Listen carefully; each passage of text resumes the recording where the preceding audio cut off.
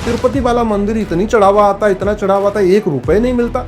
जो हिंदू बोर्ड है सारा चढ़ावा सरकार के पास जा रहा है। वक्फ बोर्ड के पास जहाँ मज़ार है वो भी वक्फ प्रॉपर्टी, जहाँ दरगाह है वो प्रॉपर्टी, जहाँ कब्रिस्तान है वो भी वक्फ प्रॉपर्टी, जहाँ मदरसा खुला वो भी प्रॉपर्टी, और बाकी तो छोड़ो, औरंगजेब का गधा घोड़ा जहाँ घास खाता था वो भी वक्फ प्रॉपर्टी।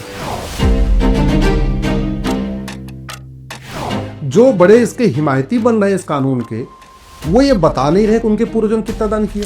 कभी ओवैसी ने बताया कि हमारे पूर्वजों ने इतनी एकड़ जमीन वक्फ किया था। कभी मदनी साहब ने बताया कि हमारे पूर्वजों ने कितनी जमीन वक्फ किया। कभी इमरान प्रतापगढ़ी या जो भी मोहम्मद जावेद, जितने भी लोग इस वक्फ के समर्थन में बड़े कूद रहे हैं, कभी इन्होंने बताया कि जी हमारे पूर्वजों ने 5 लाख एकड़ 5 एकड़ किया, 2 एकड़ किया, 1 एकड़ किया। अगर राजाओं के हिसाब से देख रहे हो कि भैया जहाँ बाबर, हुमायूं, तुगलक, गजनी, गोरी, खिलजी का जो था वो सब वक्फ प्रॉपर्टी हो गई, तो फिर तो जितना राज किया चंद्रगुप्त ने वो हिंदुओं की प्रॉपर्टी, जितना श्री राम ने राज किया वो हिंदुओं की प्रॉपर्टी, जितना युधिष्ठिर ने किया वो हिंदुओं की प्रॉपर्टी। क्या साल 2025 में भी और आने वाले अगले 10 सालों तक भी अब हम इस बात पर लड़ते रहेंगे कि पहले क्या टूटा था पहले उसको रिस्टोर करते हैं? जिन मंदिरों की रक्षा के लिए हमारे पूर्वजों ने अगर बलिदान दिया, अगर उन मंदिरों की रक्षा के लिए हम कोर्ट में भी नहीं जा सकते, कानूनी लड़ाई नहीं लड़ सकते, तो धिक्कार है हमें उनका वंशज होने का। जैसे मुस्लिम पक्ष अभी ये कह रहा है कि वक्फ का जो कानून जिस तरह से आप लेकर आए, पहली बात तो उनका ये कहना है हमारी सुनी नहीं गई। जेपीसी ने जो रिकमेंडेशन दिया, मतलब वो संसद में पढ़ा तक नहीं गया कि जेपीसी ने क्या कहा, कोई सजेस्ट जो अपोजिशन की तरफ से किया गया था उसे नहीं सुना गया। दूसरी बड़ी बात ये उनका ये कहना है कि जब सिख कम्युनिटी के जो ट्रस्ट हैं, जो उनके धार्मिक ट्रस्ट हैं या प्रबंधक कमेटियां हैं, जब उनमें कोई गैर सिख नहीं है, तो आप हमारे वक्फ वाले मैनेजमेंट में एक गैर मुस्लिम को लेकर आ रहे हैं। जब ये किसी दूसरे समुदाय में एक्सेप्टेड नहीं है तो हमारे यहाँ पर क्यों इसको इम्प्लीमेंट किया जा रहा है? तो बेसिकली उनकी दलील का मुख्य आधार ये है कि आप जानबूझकर मुस्लिम समुदाय को कुचलने की कोशिश कर रहे हैं। मैं कोट कर रही हूँ ये वर्ड्स उनके, और इसमें मैं ओवैसी साहब क्या कह रहे हैं, ये साहब क्या कह रहे हैं, मैं उनकी बातें नहीं कर रही। मैं आम लोगों के बीच में जो धारणा है मैं वो आपके सामने रख रही हूँ। देखिए, पहली बात तो आपको मैं बता दूं, ये मेरे हाथ में भारत का संविधान है और ये वक्फ एक्ट। भारत के संविधान में वक्फ बोर्ड नाम का शब्द ही नहीं है, वक्फ ट्रिब्यूनल नाम का शब्द ही नहीं है, और वक्फ बोर्ड छोड़िए, ट्रिब्यूनल छोड़िए, WAQF नाम का शब्द ही नहीं है, वक्फ नाम का शब्द ही नहीं। फिर भी वक्फ बोर्ड चल रहा है। भारत का संविधान कहता है मजहब के आधार पे कोई बोर्ड और ट्रिब्यूनल नहीं हो सकता। दुर्भाग्यवश भारत में मजहब के आधार पे वक्फ ट्रिब्यूनल चल रहा है। संविधान निर्माताओं ने कहा था मजहब के आधार पे विभाजन हो चुका है, अब कोई विशेष रियायत नहीं मिलेगी, कोई विशेष दर्जा नहीं मिलेगा। तो पहली बात तो इसको समझ लीजिए। अब आते हैं मैं दूसरी बात पे। आपने जो सवाल किया उसका जवाब दे देता हूं।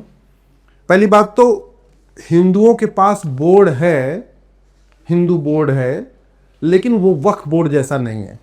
हिंदुओं के पास अलग अलग मंदिरों का एक बोर्ड बना हुआ है।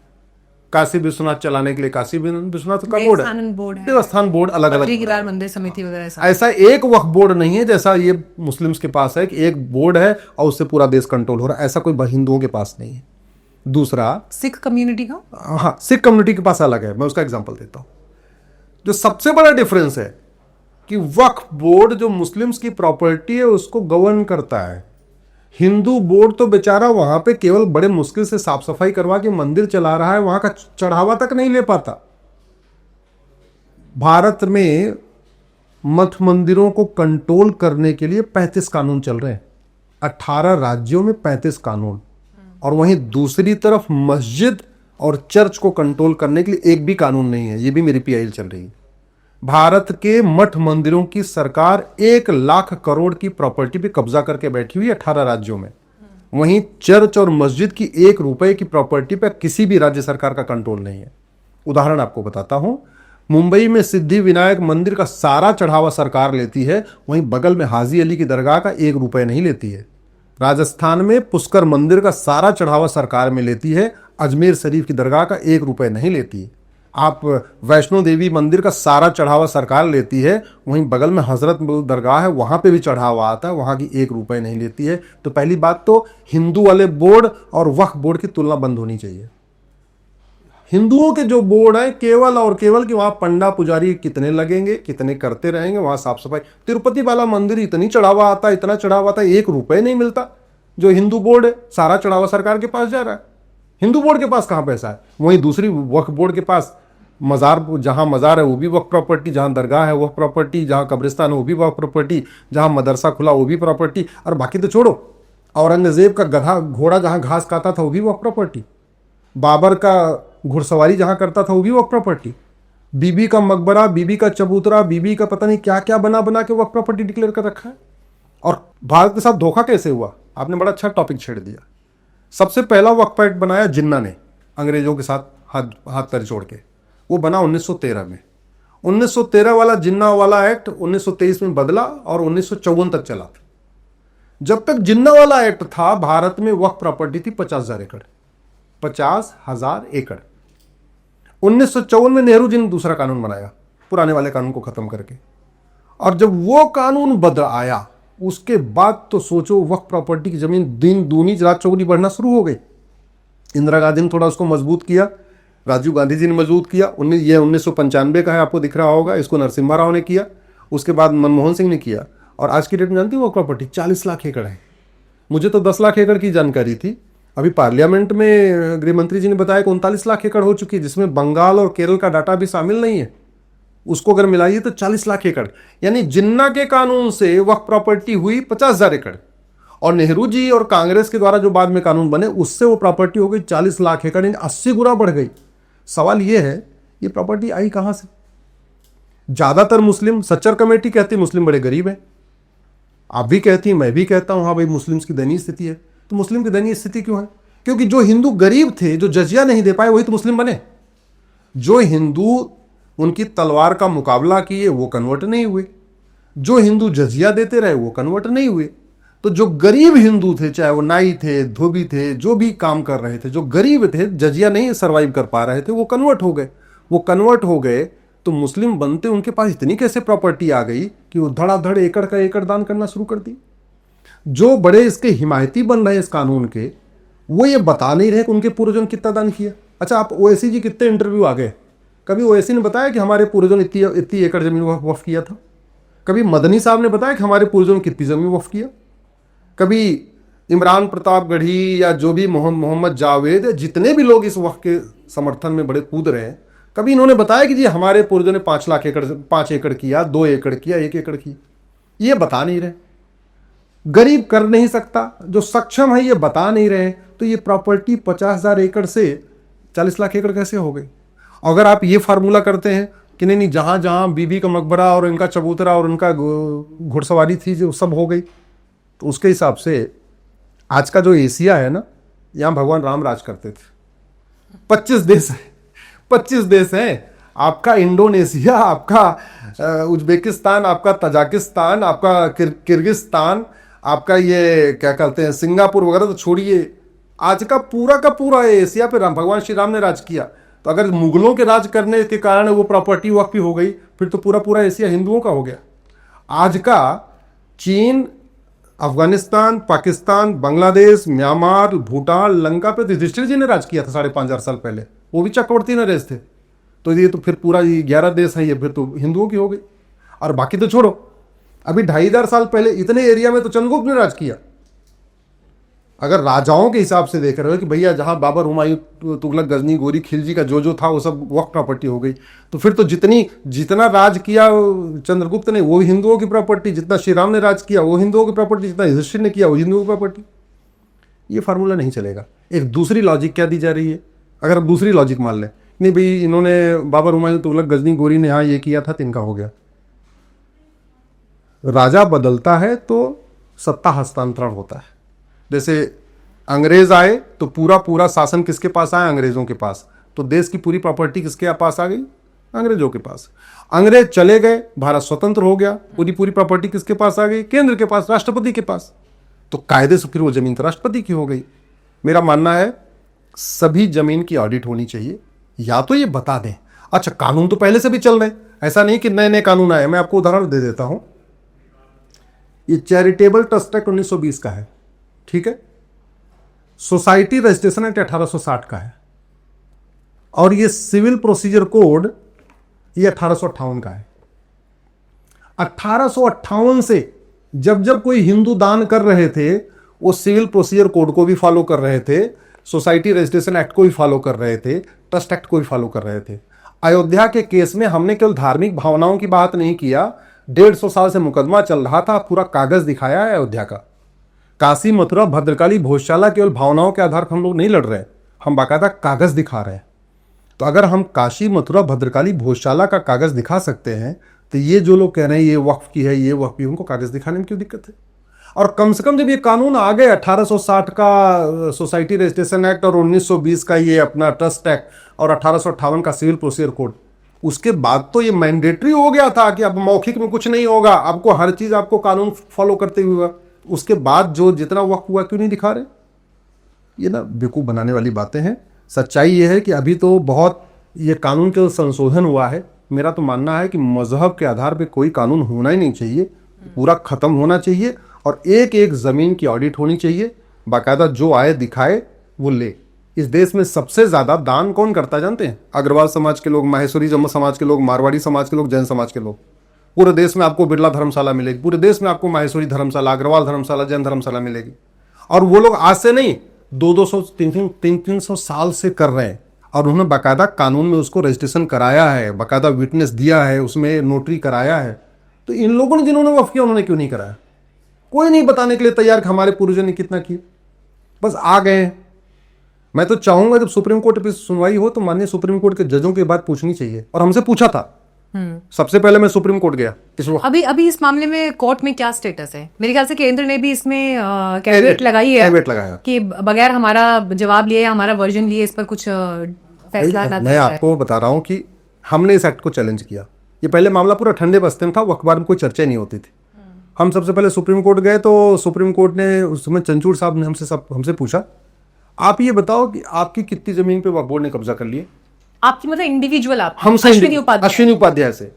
तो मैंने कहा साहब ये पब्लिक इंटरेस्ट लिटिगेशन, ये पर्सनल इंटरेस्ट, हमारी जमीन पे कब्जा होता तब तो ये पर्सनल मामला हो गया, फिर तो मैं कहीं और जाता, मैं सुप्रीम कोर्ट थोड़ी आता।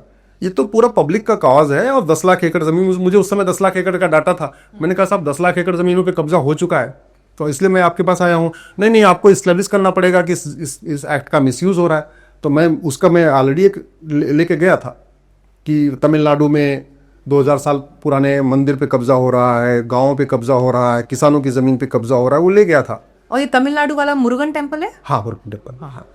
तो लेकिन उस समय उन्होंने हमके कहा कि नहीं आप जो है, मैंने विड्रॉ कर लिया। मैं अब हाई कोर्ट गया, उसके बाद अगले हफ्ते हाई कोर्ट से नोटिस हुआ सरकार को, और इस समय देश भर में 120 PIL पेंडिंग है, जो सरकार ने एफिडेविट काउंटर फाइल करके बताया। अब जब ये लोग आए हैं ना, तो माननीय सुप्रीम कोर्ट को एक बार इमरान प्रतापगढ़ी, असाउद्दीन ओवैसी, मोहम्मद जावेद, अरशद मदनी, इनसे पूछना चाहिए कि पहले तो ये बताओ आपके पूर्वजों ने कितनी जमीन वक्फ किया, पहले वो कागज दिखाओ।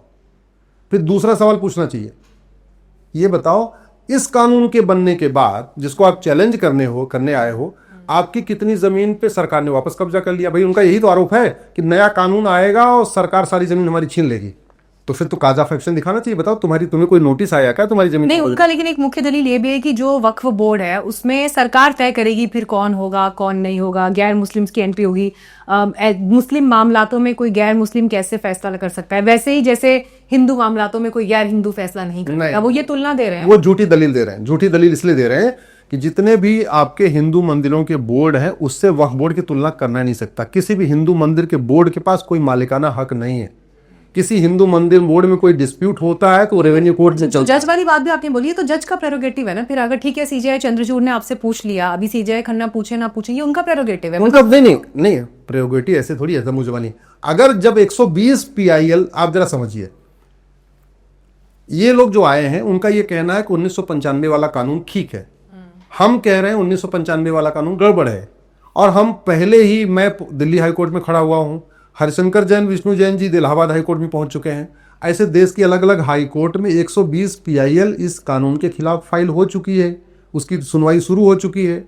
ये लोग कह रहे हैं कि सरकार वाला कानून गड़बड़ है, ये वाला कानून ठीक है। तो इस ऐसे मामलों में सामान्यतया जब ऐसे अलग अलग हाईकोर्ट में पेंडिंग होता है तो माननीय सुप्रीम कोर्ट के पास दो ऑप्शन है, या तो 120 PIL को सुप्रीम कोर्ट मंगा ले, और नहीं इन याचिकाकर्ताओं को बोलें कि भैया एक काम करो, आप भी अपने अपने हाईकोर्ट में जाओ, वहीं अपनी अपनी दलील रखो। जब हाईकोर्ट का कोई फैसला आएगा उसके पक्ष, उसके खिलाफ जिसको आना होगा वो सुप्रीम कोर्ट आएगा। ये एक कॉमन रूटीन है, ऐसा होता है। ठीक है। अब लेकिन एक कानून तो बन चुका है, इम्प्लीमेंट हो चुका है, कोर्ट चले गए ना, तो होगा क्या, यहाँ से आगे का रास्ता क्या है? मुझे लग रहा है कि कुछ नहीं होने वाला है। कानून बन चुका है, उस कानून में ऐसी कोई कमी नहीं है कि उस कानून को कोर्ट ख़त्म करने वाला, कुछ करने वाला है। हाँ, ये ठीक है कि उनको अपने अपने एरिया में अपने अपने जो उनके वोटर हैं उनका दिल अच्छा रखना है, उनको अच्छा दिखाना है कि भाई देखो हम तुम्हारे लिए लड़ रहे हैं, तो वो कोशिश कर रहे हैं, वो नैरेटिव बिल्डिंग करने की कोशिश कर रहे हैं। बाकी इसमें कुछ होना नहीं है, बल्कि हम इसको खिलाफ लड़ते रहेंगे। मैं आपको बता दूं, हम जब तक ये वक्फ ट्रिब्यूनल नहीं खत्म होगा तब तक लड़ेंगे। और इसको आप डिफरेंस समझ लीजिए, इसको मैं चाहूंगा दर्शक भी समझें। वक्फ बोर्ड अलग चीज होती है, वक्फ ट्रिब्यूनल अलग चीज होती है। बोर्ड होता है किसी चीज को चलाने के लिए। काशी विश्वनाथ बोर्ड का क्या काम है? काशी विश्वनाथ मंदिर को चलाते रहना, जिससे लोग वहां पे आए, लोग दर्शन करने आए, पूजा पाठ चलता रहे, ये काम है बोर्ड का। लेकिन काशी विश्वनाथ मंदिर में कोई अगर विवाद हो जाएगा तो विवाद सुलझाने के लिए कोई काशी विश्वनाथ का ट्रिब्यूनल नहीं है। हिंदुओं के पास अपना कोई ट्रिब्यूनल है नहीं, और होना भी नहीं चाहिए। ये संविधान भी कहता है कि जो कोर्ट है वो जेंडर न्यूट्रल, रिलीजन न्यूट्रल होनी चाहिए, मजहब के आधार पर नहीं होनी चाहिए। लेकिन वक्फ ट्रिब्यूनल मजहब के आधार पर है। अगर हिंदू हिंदू का झगड़ा होगा तो कोर्ट में चलेगा, हिंदू मुस्लिम का झगड़ा होगा तो ट्रिब्यूनल में जाएगा। हिंदू जैन का मुकदमा कोर्ट में, हिंदू बौद्ध का मुकदमा कोर्ट में, हिंदू सिख का मुकदमा कोर्ट में, हिंदू ईसाई का मुकदमा कोर्ट में, हिंदू बहाई का मुकदमा कोर्ट में, सबका मुकदमा कोर्ट में चलेगा। लेकिन जैसे एक पक्ष अगर मुस्लिम होगा और कहेगा नहीं नहीं, या हमारे दादा ने वक्फ किया, हमारे नाना ने वक्फ किया, वैसे ही मुकदमा ट्रिब्यूनल में चला जाएगा। ये बंद होना चाहिए, ये वक्फ ट्रिब्यूनल बिल्कुल बंद होना चाहिए। चलिए, कानूनी आधार पर आपने जितने ये बिंदु गिनाए उनको मैं कंसिडर कर रही हूँ, लेकिन इससे अलग सामाजिक पहलू जो इस बात का है, जिसमें मुस्लिम कम्युनिटी के भीतर अगर ये बात है कि उनसे जुड़े हुए जो विषय हैं उन पर जिस तरह से फैसले हो रहे हैं या उनको जिस तरह से चैलेंज किया जा रहा है। देखिए, सुधार एक अलग विषय है बात का कि कहाँ पे किन चीज़ों पे सुधार की ज़रूरत है, नियमित करने की ज़रूरत है, ट्रांसपेरेंट करने की ज़रूरत है। लेकिन जिनके लिए फैसले हो रहे हैं, जिनके लिए काम हो रहा है, अगर उनको विश्वास में नहीं लिया जा रहा है, क्या इसको आप एक समस्या के रूप में समाज के भीतर देख रहे हैं? और ये मैं इसलिए भी कह रही हूँ कि देखिए, चाहे वक्फ का मामला हो गया, चाहे आपका इससे पहले के जो 2-3 केसेस हमने अभी गिने, ट्रिपल तलाक हो गया, 370 हो गया, जिसके केंद्र में कहीं ना कहीं डिस्कशन के केंद्र में मुस्लिम कम्युनिटी आ रही है। प्लेसेस ऑफ वर्शिप एक्ट को आप शामिल कर लीजिए। अभी संभल में सर्वे को लेकर देखिए कितना बवाल हुआ, वहां पर किस तरह की परिस्थिति हो गई। हिंदू पक्ष तो अभी कम से कम मेरे ख्याल से नहीं भी तो 10 से 15 हजार मंदिरों की सूची बनाकर बैठा है कि जो ये मंदिर वो हैं जो उनको रिक्लेम करने हैं, या जिन पर ये अभी कोर्ट में मामले जाएंगे। और कई लोग तो बड़ा खुलकर कहते हैं कि नहीं नहीं, जो जो टूटा था वो सब वापस चाहिए। ये अपनी हिस्ट्री रिक्लेम करने वाली बात है। तो जब समाज में इस तरह की चर्चा और डिस्कशन हो रही है, ये थमेगा कहां पर जाकर? इसका एक बैलेंस्ड लाइन कहां पर होगा? क्या साल 2025 में भी और आने वाले अगले 10 सालों तक भी अब हम इस बात पर लड़ते रहेंगे कि पहले क्या टूटा था, पहले उसको रिस्टोर करते हैं? नहीं। अब यही है हमारी प्रायोरिटी, क्या प्राथमिकता? यही मैं आपको बताता हूं। स्वतंत्र 2 शब्दों से मिलकर बना है। स्वतंत्र यानी सारा तंत्र हमारा स्व होना चाहिए, यानी जितने सिस्टम होने चाहिए वो हमारे सेल्फ होने चाहिए, अपने होने चाहिए। दुर्भाग्यवश भारत आज तक स्वतंत्र हुआ ही नहीं है। भारत स्वतंत्र ही नहीं हुआ। हाँ, मैं आपको बता रहा हूँ। कैसी बात तो दीजिए, अब हमसे आप पॉडकास्ट कर रहे हैं तो फिर हमारी बात सुनिए आप। आपको 1-to-1 बुलाया ना, पूरा आप खुलकर बात करिए। स्वतंत्र का मतलब सारा तंत्र हमारा, तंत्र का मतलब सिस्टम अंग्रेजी में कहते हैं, स्व का मतलब सेल्फ। एजुकेशन सिस्टम गुलामी वाला, टैक्स सिस्टम गुलामी वाला, पुलिस सिस्टम गुलामी वाला, जुडिशियल सिस्टम गुलामी वाला, एडमिनिस्ट्रेटिव सिस्टम गुलामी वाला, इलेक्शन सिस्टम गुलामी वाला, लेजिस्लेचर सिस्टम गुलामी वाला, नाम गुलामी के, निशान गुलामी के, कुरीतियां गुलामी की, कुप्रथाएं गुलामी की, सारी व्यवस्था गुलामी की चल रही है। ये जो अभी आपने बोला है ना, स्वतंत्र के स्वतंत्र ही नहीं हुआ है, ये अभी लोग बोलेंगे कंगना रनौत के बाद अब दूसरा स्टेटमेंट जो अश्विनी उपाध्याय जी का आया है। मैं तो कंगना रनौत ने बोला था कि आजादी 2014 के बाद मिली है। मैं कह रहा हूं आज भी नहीं हुआ है, आजादी नहीं, आज भी नहीं हुआ है। स्वतंत्र का मतलब सारा तंत्र हमारा होना चाहिए। और संविधान क्या कहता है? हम स्वतंत्र कब हुए? 1947 में। और 26 जनवरी 1950 को क्या हुए? हम संप्रभु हो गए, जिसको कहते हैं इंग्लिश में कहते हैं सोवरेन। संप्रभुता का मतलब न गुलामी का नाम हो, न गुलामी का निशान हो, न गुलामी की कुरीतियां हो, न गुलामी की कुप्रथाएं हो, कुछ भी गुलामी का नहीं होना चाहिए, सब कुछ हमारा होना चाहिए। हम 1947 में आजाद हुए और चीन 1949 में आजाद हुआ, हमसे 2 साल के बाद। जैसे हमारे यहाँ मुगलों ने और अंग्रेजों ने अपने अपने नाम के पार्क बना दिए, मोहल्ले बना दिए, गली बना दिए, ऐसे जापानियों ने चीन में किया था। आप जानती हैं 1 साल के अंदर 1950 के अंदर चीन ने जापानियों का नामो निशान मिटा दिया। एक भी जापानी के नाम पे कोई सड़क नहीं, कोई मोहल्ला नहीं, कोई बिल्डिंग नहीं, कोई गली नहीं, सब खत्म कर दिया। इतिहास में पढ़ाना बंद कर दिया। नतीजा ये हुआ कि 1950 के बाद जो बच्चे पैदा हुए, जो पढ़ने गए नर्सरी केजी में, उन्होंने कभी पढ़ाई नहीं कि चीन भी कभी गुलाम था। और बाद में जब चीन अपने बच्चों को नहीं पढ़ा रहा है कि वो खुद गुलाम था, तो दुनिया क्यों पढ़ाई कि चीन गुलाम था? और हम आज भी पढ़ा रहे हैं हम गुलाम थे, हम गुलाम थे, हम गुलाम थे, हम गुलाम थे। अच्छा, केवल पढ़ाई नहीं रहे, हमने निशान लेके रखा हुआ है। और निशान भी कैसे? झूठे निशान। जैसे यहाँ एक लोधी पार्क है, बड़े बड़े सांसद, विधायक, मंत्री, जज, सुप्रीम कोर्ट के जज सब लोधी कॉलोनी में, लोधी पार्क में घूमने जाते हैं। इसको लोधी ने बनाया नहीं था। अरे ये स्वतंत्र भारत में बना है। आप नेहरू जी की मानसिकता देखिए, आजाद भारत में पार्क बना रहे हैं, उसका नाम लोधी पार्क रख रहे हैं।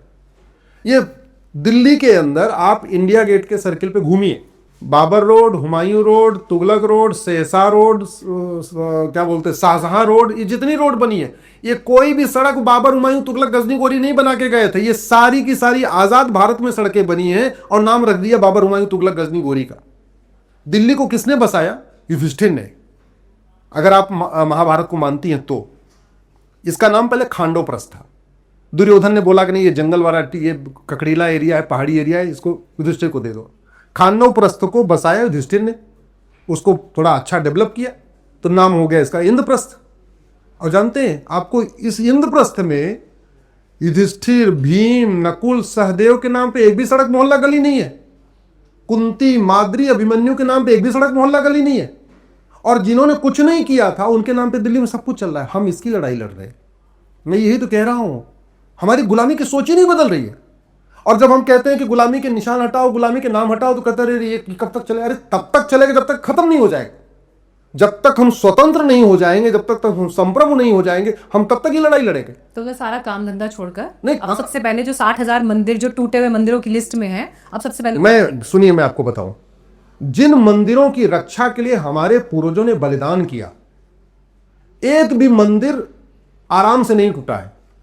पहले हमला हुआ है, हमारे पूर्वजों ने उस पर युद्ध किया है, वो मारे गए हैं, उसके बाद वो मंदिर टूटा है। चाहे वो काशी हो, चाहे मथुरा हो, चाहे भद्रकाली हो, चाहे भोजशाला हो, चाहे अटौला हो, चाहे अयोध्या, कोई भी मंदिर शांति से नहीं टूटा। विरोध किए, मारे गए। अगर जिन कंप्लीटली नहीं, सुनिए, क्यों सुन तो लीजिए, लेकिन आप ही का पॉइंट, जिन मंदिरों की रक्षा के लिए हमारे पूर्वजों ने अगर बलिदान दिया, अगर उन मंदिरों की रक्षा के लिए हम कोर्ट में भी नहीं जा सकते, कानूनी लड़ाई नहीं लड़ सकते, तो धिक्कार है हमें उनका वंशज होने का, धिक्कार है हमें उनका वंशज होने का। ये बहुत अच्छी बात की सर आपने। मैं आपके इस आर्गुमेंट को 100% सुन भी रही हूँ, समझ भी रही हूँ, लेकिन अब मैं आपको इंटरव्यू के शुरू में लेकर जाऊंगी। जिस समय इंटरव्यू शुरू हुआ उस समय क्या बात हुई थी? देश में पुलिस रिफॉर्म चाहिए, कोर्ट रिफॉर्म चाहिए, व्यवस्था में रिफॉर्म चाहिए, करप्शन से अंत चाहिए, ये सब बातें हुई थी। उत्तराखंड में, मेरे स्टेट में, आज भी महिला अगर प्रेग्नेंट होती है उसको चारपाई पे लिटाकर पहाड़ से नीचे उतार कर लेकर आते हैं। बुजुर्ग मरने वाला होता है तो एम्बुलेंस नहीं मिलती है, कंधे पे लेकर उसको नीचे तक लेकर आना पड़ता है। उतने में कई बार इंसान रास्ते में मर जाता है, रिपोर्ट तक नहीं होता है। ये 2-4 केसेस वो हैं जो कहीं पर गलती से छप जाते हैं, पहुंच जाते हैं। ठीक है, आज भी इस देश में ऐसे कई हिस्से हैं जहां पर एम्बुलेंस नहीं आएगी घर पर आपके, फिर आप वो बॉडी को लेके चलेंगे, बच्चा रास्ते में मर जाएगा।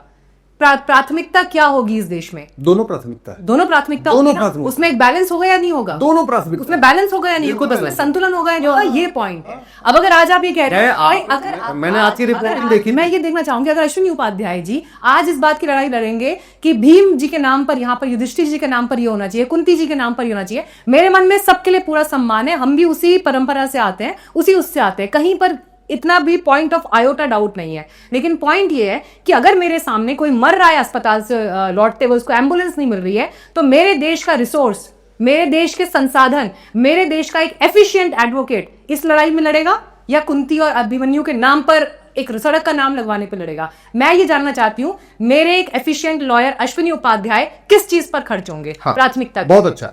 इलेक्शन रिफॉर्म के ऊपर मेरी 25 PIL है, जुडिशियल रिफॉर्म के ऊपर कम से कम 5-7 PIL है, पुलिस रिफॉर्म के ऊपर 3-4 PIL, एडमिनिस्ट्रेटिव रिफॉर्म के ऊपर मेरी 3-4 PIL है, एजुकेशन रिफॉर्म के ऊपर PIL। मैं तो एक में आपको PIL बताता हूँ।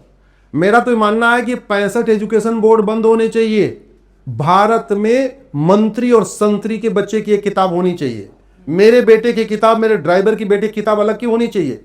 कलेक्टर के बच्चे की किताब और कांस्टेबल के बच्चे की किताब अलग क्यों होनी चाहिए? भारत में परंपरा थी, राम और निषाद राज एक साथ एक गुरुकुल में एक किताब पढ़ते थे। भारत में परंपरा थी, कृष्ण और सुदामा, एक गरीब और एक अमीर, एक राज परिवार का एक गरीब परिवार का लड़का एक किताब पढ़ता था। मैं तो उसकी भी लड़ाई लड़ रहा हूं। मैं जिस आप इसकी बात कर रही हैं हॉस्पिटल की, इस पे मेरी 5 PIL है। हेल्थ केयर रिफॉर्म पे मेरी 5 PIL है। देश भर में योग अनिवार्य हो, पहली PIL मेरी है। उसके बाद योग का मैटर पूरा आगे बढ़ा। देश भर में इंटीग्रेटेड हेल्थ केयर सिस्टम हो, पहली PIL मेरी है। एक गुलामी की चिकित्सा व्यवस्था पूरी डोमिनेट कर रखी है। फार्मा माफियाओं ने पूरे हमारे हेल्थ केयर को डोमिनेट कर दिया है। नतीजा ये है कि हम दवाई का मतलब केवल और केवल एलोपैथी को मानते हैं, दवाई का मतलब केवल सिंथेटिक ड्रग को मानते हैं। हमारे पास इतना इनहेरेंट सिस्टम था, हमने उसको खत्म कर दिया। हमारे पास चरक, सुश्रुत, वाग्भट, माधवकर और सुधाकर जी की ऐसी इतनी किताबें चीजें थी, हमने उसको खत्म कर दिया। तो मैं हेल्थ केयर रिफॉर्म की भी लड़ाई लड़ रहा हूँ, मैं एजुकेशन रिफॉर्म की लड़ाई लड़ रहा हूँ, मैं पुलिस रिफॉर्म की लड़ाई पर लड़ रहा हूँ। ये 225 PIL केवल एक विषय, ये नाम बदलवाने के लिए थोड़ी हो गई है। लेकिन इन 225 PIL में जिनका सबसे ज्यादा जिक्र हो रहा है वो ट्रिपल तलाक, 370, अब ये हमारे वक्फ कानून और वो लड़ाई प्लेस ऑफ वर्शिप एक्ट की, जो मैंने कहा कि नैरेटिव बिल्डिंग है, आप ज्यादा वो दिखाई देती है बजाय की। और मैं दूसरी बात कह रही हूं, इसमें आपकी गलती ना हमारी गलती। नहीं, गलती की तो बात ही नहीं है, हम चर्चा कर रहे हैं, बात लोगों ने हमारी PIL को कम से कम लोग भी इस चीज को देखेंगे और समझेंगे। क्योंकि देखिए, मैं कभी इस बात को इंडोर्स नहीं करती कि आप अपने शास्त्रों की, आप अपने धर्म की, आप अपने ग्रंथों की जानकारी ना रखें और उस पर आपका एक स्ट्रॉन्ग ओपिनियन नहीं होना चाहिए। बिल्कुल होना चाहिए, बिलीव भी होना चाहिए, बता दूं, और उस पर आगे भी बढ़ना मेरी धर्मांतरण पे भी PIL है और काला जादू अंधविश्वास के खिलाफ भी PIL है।